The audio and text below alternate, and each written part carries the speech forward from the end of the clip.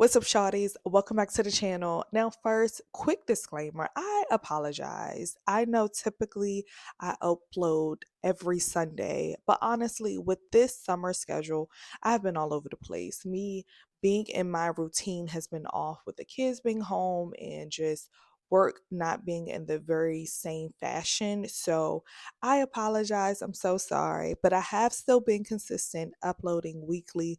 But right now, Sunday uploads every week. It's going to look a little different. Sometimes it may be Monday, maybe Tuesday, maybe Wednesday.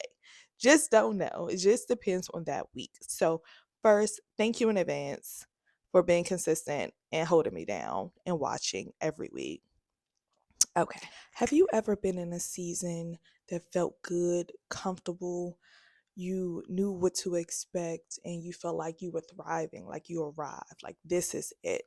But then come to realize that that comfortability was actually holding you back for what was greater. I saw this post the other day on Instagram and it made me reflect and think on a season in my life when I was just finally happy to be living in an answered prayer, that I forgot about the future goals. I forgot that that was just supposed to be a stepping stone. And I was going to be okay with getting too comfortable and staying in that place. And if I did, and if God allowed me to, I would not have elevated to where I am now.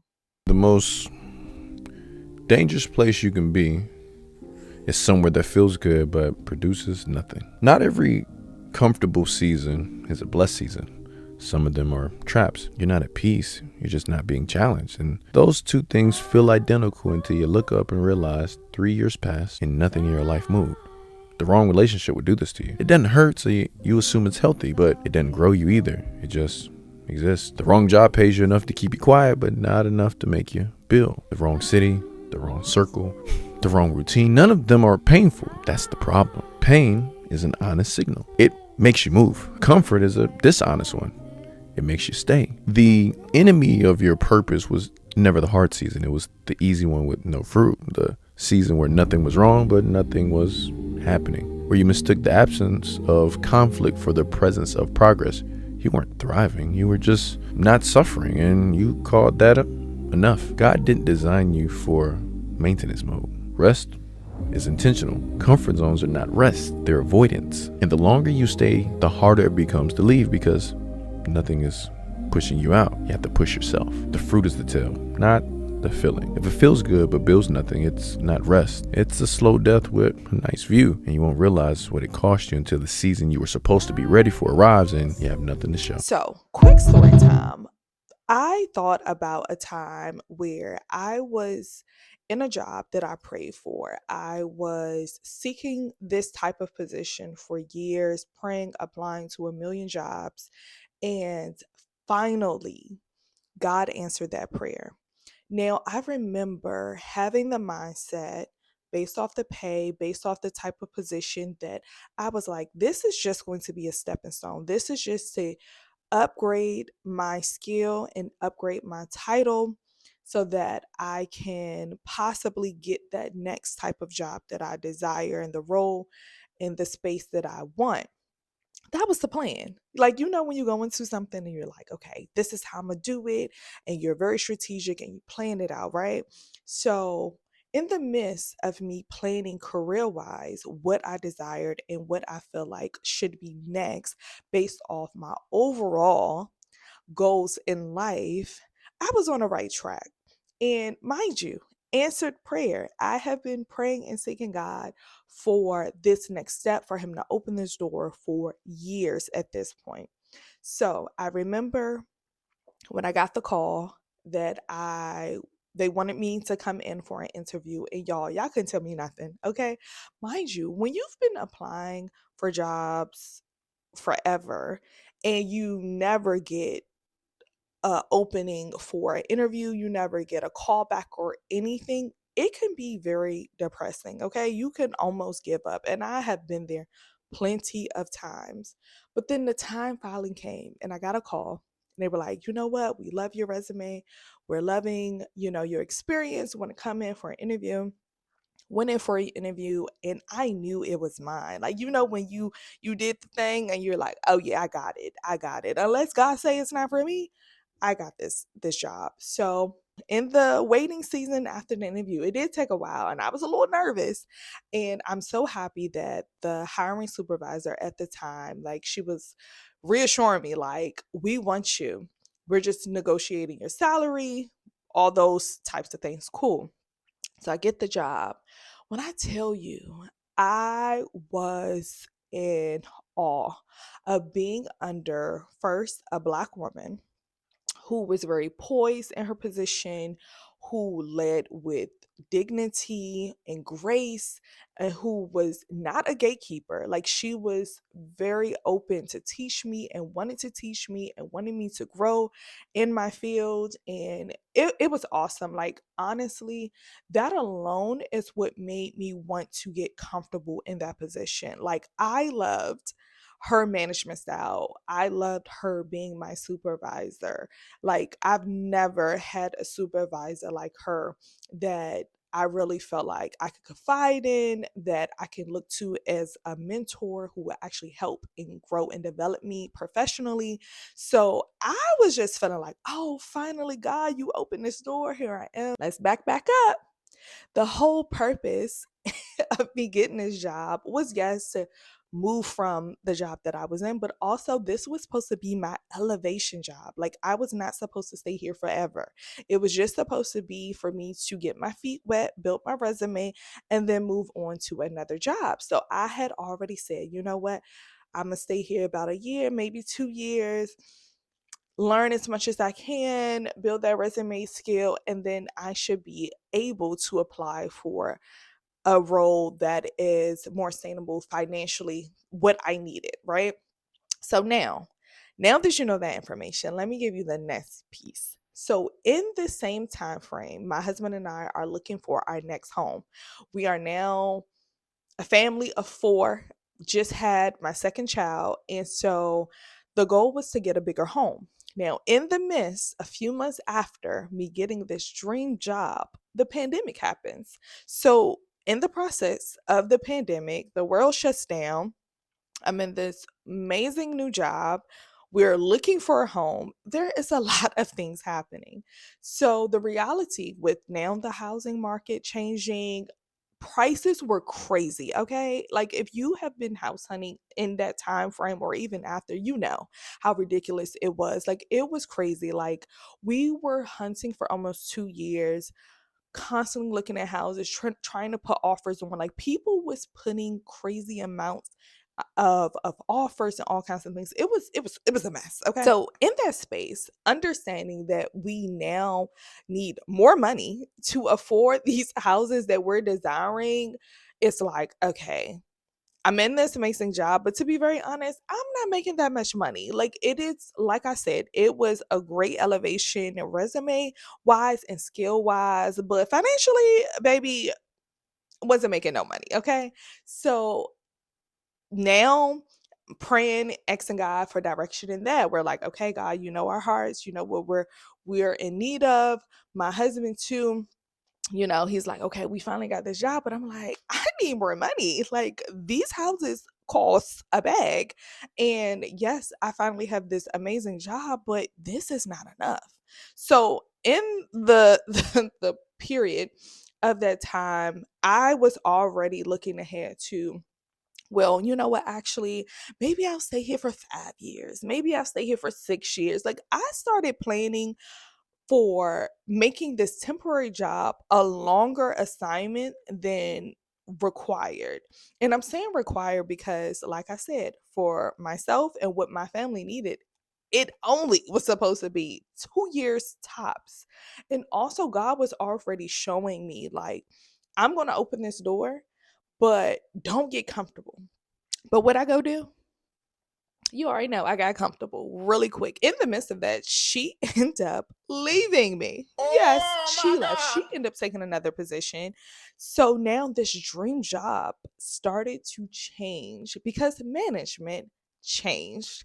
And here we go, from being comfortable to uncomfortable. You guys, I was done. Like, you know, when you go from a really good situation and you're loving the people you're working with, you're loving your supervisors, everything's good, it's moving well, you're like, this is God. Everything that's going well, we always say, oh yeah, this is God. He done made it. Now, not saying he didn't, but let's be clear. We always saying everything is God. Glory be. Yes, glory be. But then at the same time, because I was forgetting about the original assignment and getting too comfortable, he had to shake things up. So, her leaving that position forced me to be uncomfortable. So, the next management that came into play, baby, turmoil, frustration, butting heads, not agreeing. When I tell you, it became the most toxic job environment I have ever endured. And it happened overnight. Like, I promise you, it was like a switch happened. And I was seeking God, like, what is this? Like, this is not what I signed up for. Like, God, you opened this door. I prayed for this. You gave me this. And I was so confused. And then God showed me, you were not supposed to be comfortable here. This was supposed to be a temporary assignment, but you were starting to make plans for the future. And I didn't realize in that season, like, okay, but I'm not understanding. I was loving the job. What was so wrong with me making this a longer assignment than planned? And this is the kicker. Fast forward. Now I have been in that role about 2 years.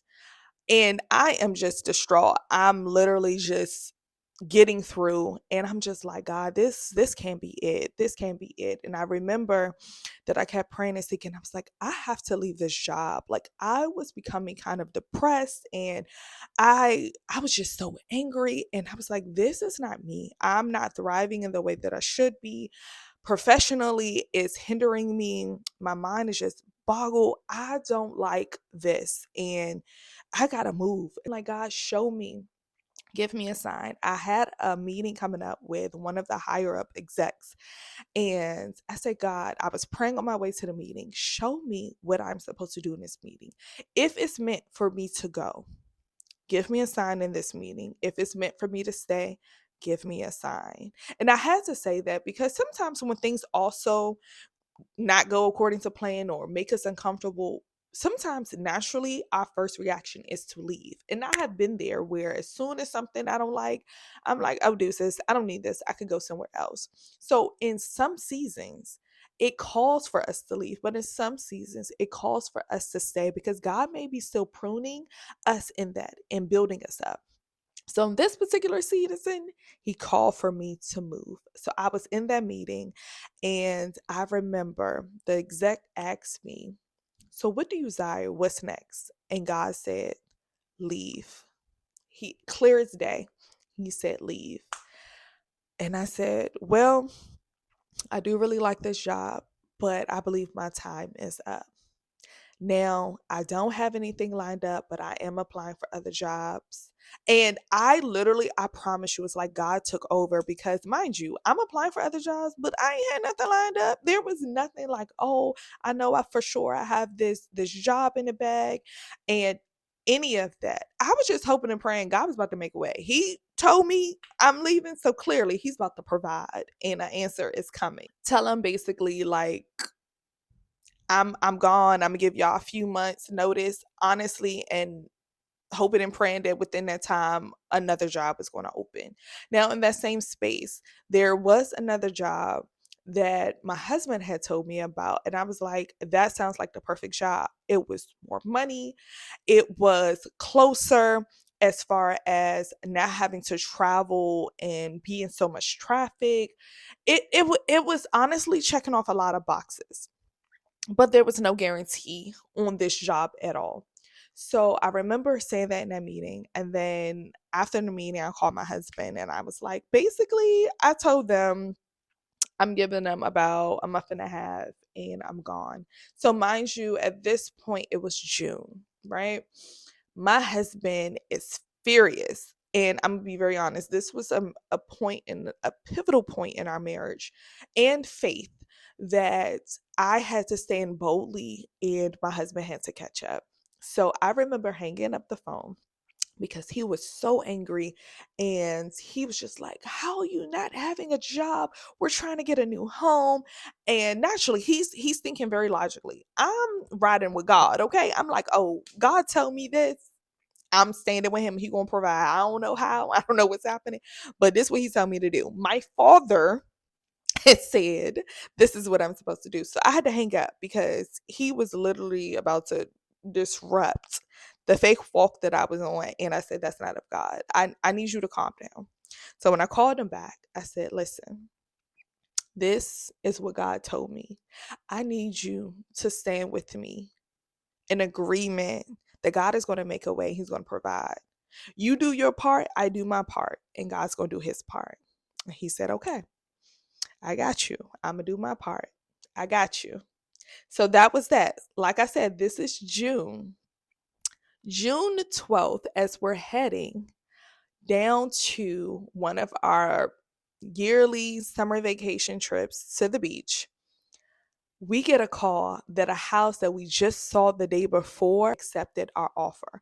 We're like, oh my gosh, finally, a house that literally checked every box. It was in the right location. It had the enough bedrooms. It had the nice backyard. It had the two-car garage. Like all the things that we was praying and asking for. The pricing, everything. It was like, oh my gosh, it's finally happening. So we're ecstatic, but at the same time, mind you, I just told them that in August, I'm gone. So now we are now in a process of buying a new home. I'm not about to have a job by the time August hit. And here we are. But let me tell you how amazing God is. I remember applying for this job, right? We still doing all the things. My husband's like, you know what? I do think this job is for you. I looked at the job description. I said, I think this is it too. It has to be. So I applied for the job.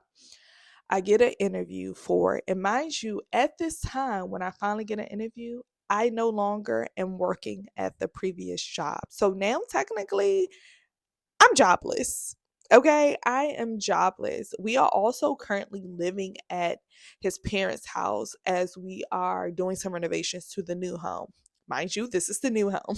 Okay, so in that time frame, we moved out our old home. We moved in with his parents for a few weeks while we was doing like redoing the flooring, paint, like doing some of those things before we properly moved in.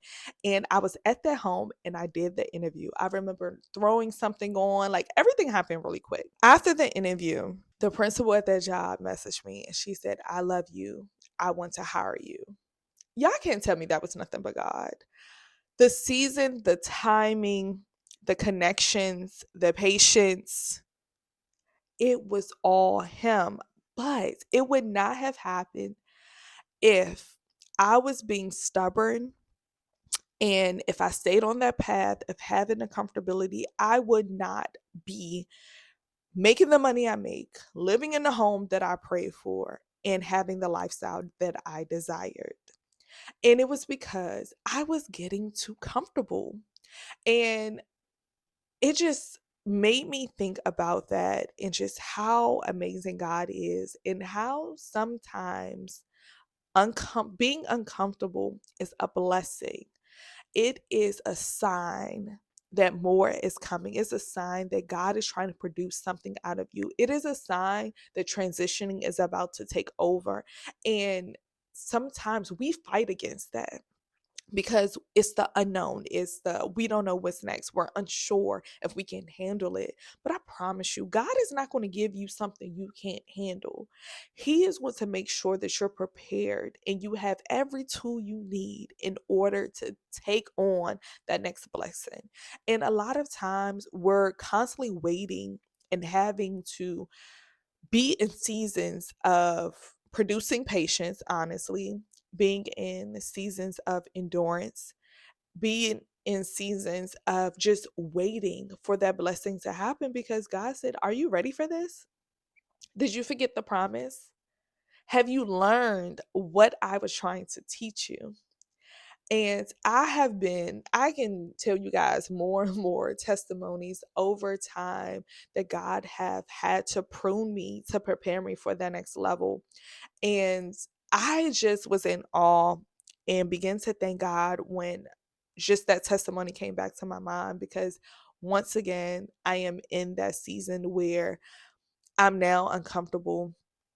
I'm just going through the motions, and I know transition is happening. Things have been shaken up.